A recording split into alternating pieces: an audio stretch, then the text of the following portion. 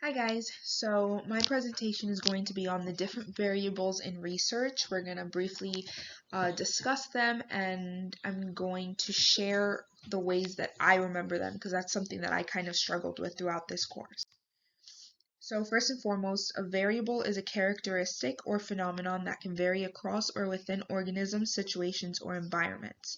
I remember the term variable by associating it with the word vary. Variable varies. So these are things that are going to vary within a study. Whereas a constant is something that doesn't vary like a variable does, and it remains the same. It remains constant throughout the study. So a variable varies, whereas a constant is constant. A categorical variable is a variable that varies by type or kind of a phenomenon. So, for example, if you are asked whether or not you have an education and you respond by saying yes, then that yes can be broken down into different categories because you may have, for example, a high school diploma or equivalent, an associate's degree, bachelor's, master's, doctorate, so on and so forth. You can have different types of education. So think of education level or the categorical variable as an umbrella term that consists of different types or categories within it. A quantitative variable is one that varies in amount or degree of a phenomenon. So basically it has some sort of numerical value. This one can be remembered by quantitative. Quantity, it's a number, such as height or weight. Those are probably the most common types of quantitative variables. An independent variable is one that's assumed to be the cause of some changes that occur in another variable. This is sometimes also referred to as the causal variable, but for the sake of this presentation, it is going to be the independent variable. So I have an example here.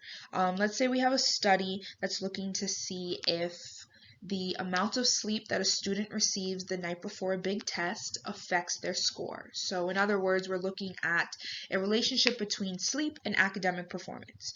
In this example, the IV, or the independent variable, would be the amount of sleep that these students receive, because that is something that is going to vary amongst the participants of this study. So some students may have slept 5 hours, 10 hours, 3 hours.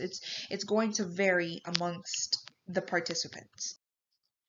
A dependent variable is the variable that experiences some change due to other variables.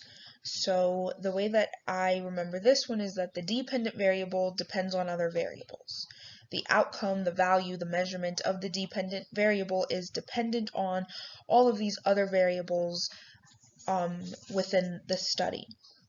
So in the example that we've been looking at with the study regarding the relationship between sleep and academic performance, the dependent variable would be the academic performance. Or more specifically, if these students are given an exam and that is what we are using as our instrument to measure the dependent variable, then the test score would be what we use to determine their academic performance, so the dependent variable. So now we have the mediating variable, which operates in between other variables. This mediating variable can have an effect on the dependent variable, and it can offer an explanation for the outcome of the study.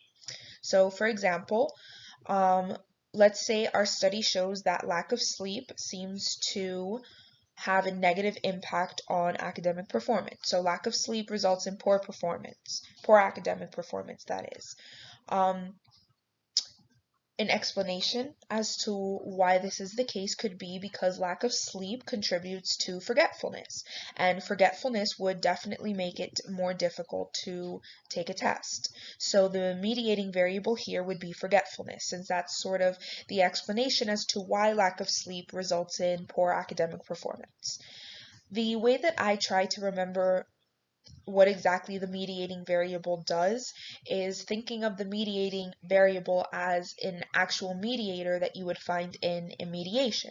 So in a mediation, you have two parties that are trying to resolve their issues and trying to come to some sort of understanding or agreement.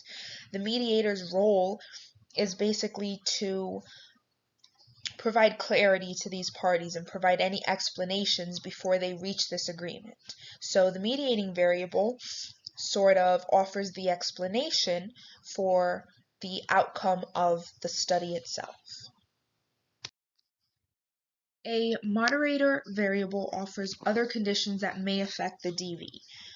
So let's say you have a student who slept 3 hours the night before their exam, and they end up failing that exam. It also turns out that this student suffers from anxiety. They have an anxiety disorder, and this test was particularly stressful for them. So their levels of anxiety are increased, and they didn't sleep much the night before their exam. So their poor performance on the test and them failing the test could be due to their lack of sleep and anxiety. But then if you have a student who slept the same amount of time, so 3 hours, they slept 3 hours the night before the exam, but does not have an anxiety disorder, they may see different results on their test than the student who does have an anxiety disorder. So in this case, the moderator variable would be the anxiety, because this offers an additional outcome under different conditions. And finally, we have the extraneous variable. So this competes with the independent variables by offering additional possible explanations for the outcome of something. So let's say that all of these students were in a classroom where the AC was broken and it was really hot while they were taking the test. The fact that it was really hot may have made it more difficult for students to concentrate. I know that that would definitely be the case if I was in that classroom taking that test. So if it was hot, some of these students, whether they slept 10 hours or 2 hours, they may have had a really hard time focusing during the test, and that resulted in them failing the test or just not doing as well as they may have done if the temperature was normal. So in this case, the extraneous variable would be the temperature of the classroom, because the temperature may be the reason that some students didn't perform as well due to their discomfort, and it may have nothing to do with how much they slept the night before. And that is the end. Thank you guys for listening. I hope that maybe this could have helped somebody. I know that variables is kind of something that I really struggled to remember throughout the course, so maybe this helped someone. Thank you.